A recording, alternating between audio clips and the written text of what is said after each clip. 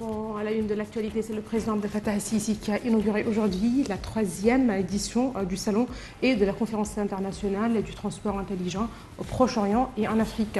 Le porte-parole de la présidence, l'ambassadeur Bassam Radi, a déclaré que le Salon et la conférence internationale de la technologie du transport au Moyen-Orient et en Afrique coïncident avec l'expansion de l'État dans le domaine de la construction des villes intelligentes.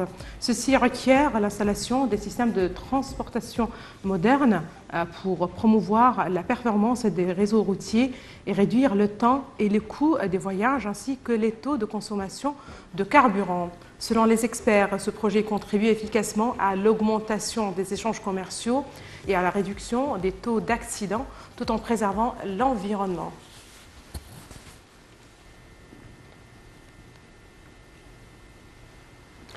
Le Premier ministre Dr Moustapha Madbouli a donné ses directives et de continuer à résoudre les problèmes entravant les investissements ainsi que les problèmes de commercialisation des projets mis en œuvre par l'État.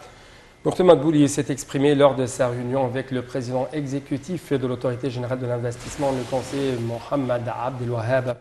La réunion a été axée sur l'examen des efforts intensifs déployés par l'État afin d'améliorer l'atmosphère de l'investissement en Égypte. Au cours de la réunion, Dr Madbouli a été informé des mesures prises pour le versement des dettes de l'autorité d'investissement.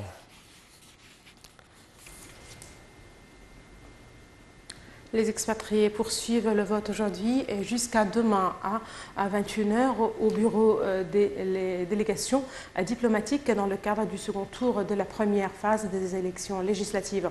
Le ministère des Affaires étrangères avait appelé les expatriés à accélérer au site officiel, ou plutôt à accéder au site officiel de l'autorité nationale des élections pour imprimer les bulletins de vote et les envoyer via courrier au siège de la mission diplomatique. Nos missions diplomatiques à l'étranger doivent recevoir les bulletins de vote des électeurs jusqu'au 23 novembre. Ce second tour concerne 14 gouvernorats. Il s'agit de Gizeh, Soheg, Fayoum, Bani Souef, Ménia, Asyut, El Oued El Gidid, Qena, Luxor, Aswan, Alexandrie, Bahira et Matrouha.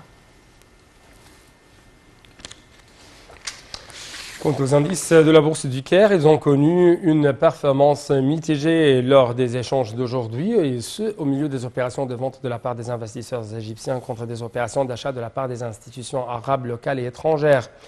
Le capital du marché, l'indice principal AGX 30 a reculé de 0,37% au niveau de 10 858 points.